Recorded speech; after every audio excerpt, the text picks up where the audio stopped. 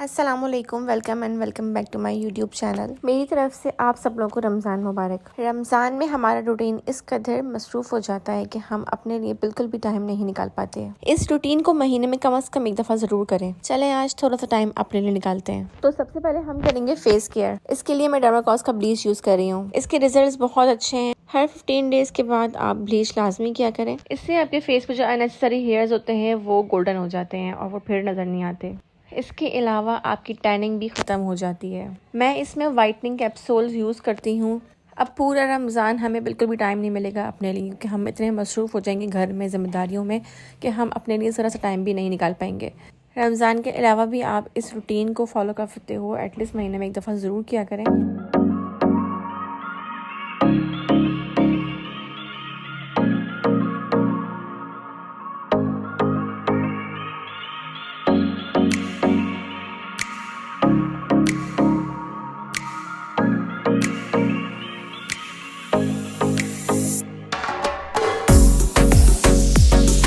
तो ये देखें कितना क्लीन हो गया मेरा चेहरा और एकदम रिफ्रेश हो गया है। अब हम करेंगे फेस की क्लींजिंग। तो इसके लिए मैंने लिया है शहद और साथ में ली है कॉफ़ी। ये चीज़ें आपको घर से मिल जाती हैं। हनी आपकी स्किन के लिए बहुत अच्छा है। इन दोनों चीज़ों की हम बहुत थोड़ी सी क्वांटिटी लेंगे, दोनों को अच्छे से मिक्स कर लेंगे। अब इसका एक पेस्ट सा बनाकर हम अपने फेस पे अप्लाई करेंगे। अब आप हाथ गीले करके थोड़ा सा इसको मसाज करो फेस पे। अगर आपके पास कोई अच्छा क्लींजर नहीं है तो टेंशन लेने वाली कोई बात नहीं है, आप ये वाला क्लींजर बना सकते हैं। और अगर आपके पास हनी भी अवेलेबल नहीं है तो फिर भी कोई मसला नहीं है। आपके पास चावल तो होंगे, आप चावल को पीस लो, उसका पाउडर बना लो एंड देन उसके अंदर रॉ मिल्क यानी कच्चा मिल्क डालो और उससे अपनी फेस की क्लींजिंग कर लो।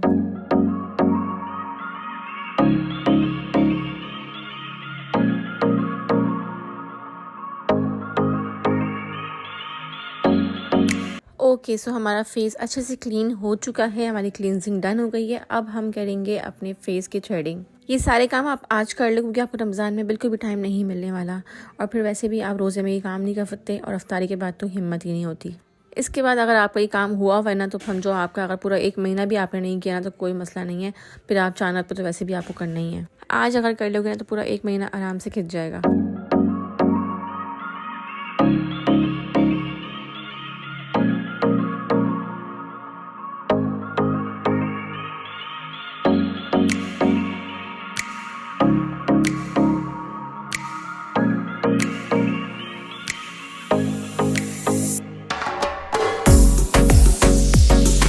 अपर लिप्स एंड थ्रेडिंग हमारी हो चुकी है। अब चेहरे की इतनी रगड़ाई करने के बाद एक मॉइस्चराइजर तो बनता है। तो कोई अच्छा सा मॉइस्चराइजर लेके अपने चेहरे को अच्छा सा मॉइस्चराइज कर लो।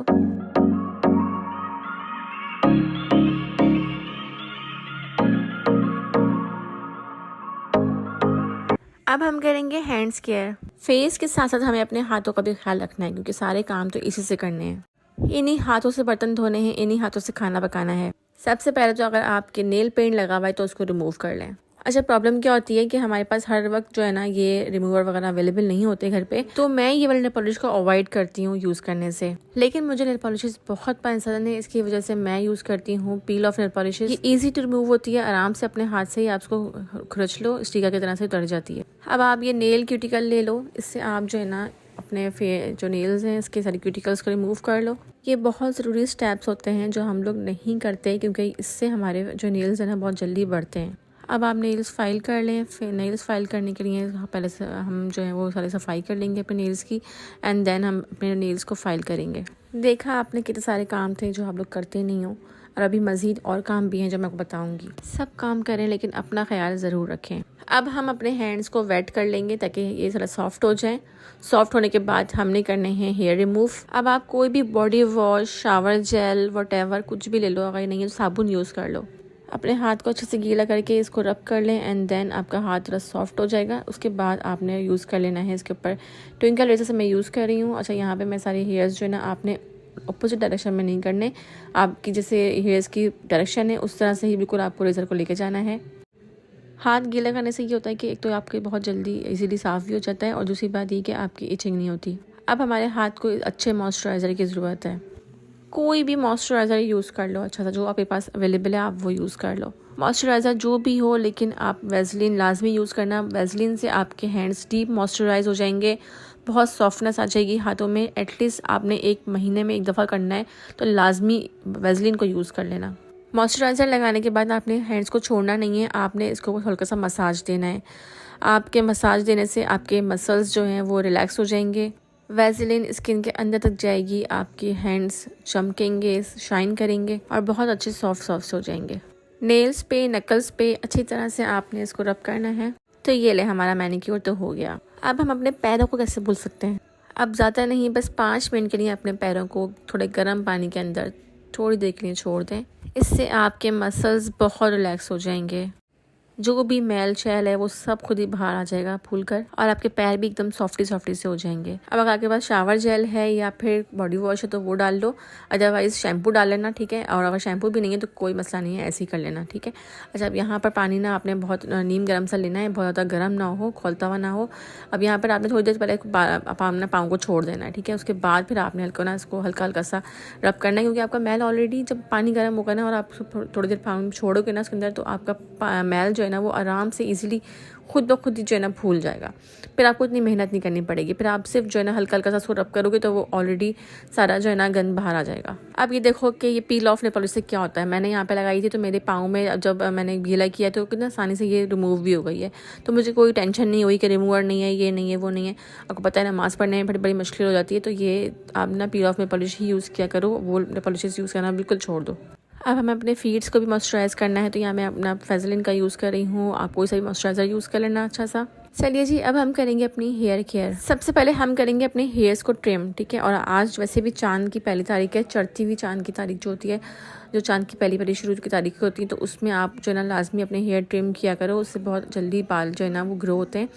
तो आपने पहले अपने हेयर्स के पार्टीशन कर लेने हैं, दोनों तरफ से आपने बालों को आगे की तरफ लेके आना है, एंड देन ब्रश करके इस तरह से आपने एंड में थोड़ा सा जो ना गैप देके फिर पकड़ लेना है बालों को, और इस तरह से कटिंग कर लेना है। बिल्कुल 1/2 इंच आपने कट करना है, ज़्यादा नहीं काटने आपको। इससे आपकी कटिंग भी बहुत रिफ्रेश हो जाएगी और बालों में जान भी आ जाएगी। महीने में 1 दफ़ा हमें लाजमी अपने बालों को ट्रिम करना चाहिए। अब यहाँ आप खुद डिफरेंस देख लो, दोनों के अंदर कितना फ़र्क है। और बहुत ज़्यादा बाल तो मैंने काटे भी नहीं है, बिल्कुल 1/2 इंच इसको ट्रिम किया है। तो जो बालों की नोकें बन गई थी, 2 मुँह के बाल हो गए थे, वो सब हट गए। अब आपने अपने हेयर्स को इस तरह से ट्विस्ट कर लेना है। ट्विस्ट करने के बाद जो है ना आपने जो है देखिए थोड़ा सा बाल निकल रहा होगा, एक बिल्कुल दूर होगा, बहुत कटिंग नहीं करनी है, बिल्कुल दूर जो एक बाल भी निकल रहा है ना उसको हल्का हल्का सा आपने बस काट देना है। इससे ये होगा कि आपके जो 2 मुंह के बाल होते हैं ना वो आपके जो है रिफ्रेश हो जाते हैं। चलिए जी, ट्रिमिंग भी हो गई और स्प्लिट एंड्स भी कट गए। अब हम बनाएंगे अपने बालों के लिए अच्छा सा मास्क। अब बालों को आपने हल्का सा गीला कर लेना है, यहाँ पे ब्रश कर लें, एंड देन यहाँ पे हम यूज़ कर रहे हैं मायोनीज़ में मैं विटामिन ई के कैप्सूल यूज़ कर रही हूँ। अच्छा, मैं विटामिन ई और विटामिन ए के कैप्सूल्स लाजमी घर में रखती हूँ, मुझे ये बहुत ज़्यादा ज़रूरत पड़ती है, हर चीज़ में ही यहाँ पे काम आते हैं, तो लाजमी इसको रख लिया करें घर में। और यहाँ पे जो है ना हम मास्क रेडी हो गया है, मास्क को हम जो है ना इस तरह से लगाएंगे बालों में। थोड़े गीले बाल रखने हैं आपने, बहुत गीले भी ना हो, बस नॉर्मल हो। अच्छे से मास्क को लगाने के बाद थोड़ी देर के लिए इसको छोड़ दो, 10 से 15 मिनट के लिए बाल छोड़ने के बाद फिर आप इसको वॉश कर सकते हैं। ये थी वो सेल्फ़ केयर जो आप महीने में एटलीस्ट 1 दफ़ा ज़रूर किया करें। एटलीस्ट अपने आप को इतना टाइम ज़रूर दिया करें। आप अच्छी रहेंगी, आप फिट रहेंगी तो हर चीज़ अच्छे से चलेगी। वीडियो को लाइक करके चैनल को सब्सक्राइब लाजमी कर लेगा। दुआओं में याद रखिएगा। अल्लाह हाफ़िज़।